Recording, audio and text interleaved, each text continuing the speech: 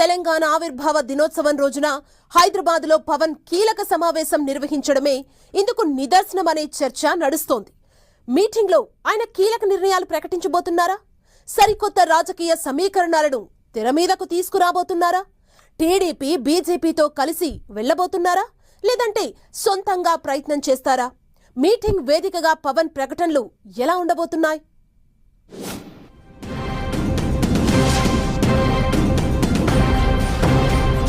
తెలంగాణలో జనసేనాని ప్రత్యేక దృష్టి. జూన్ 2న హైదరాబాద్లో కీలక సమావేశం. తెలంగాణలో రాజకీయంపై స్పష్టత ఇచ్చే ఛాన్స్. టీడీపీ బీజేపీతో కలిసి పార్టీ బలోపేతంపై ఫోకస్.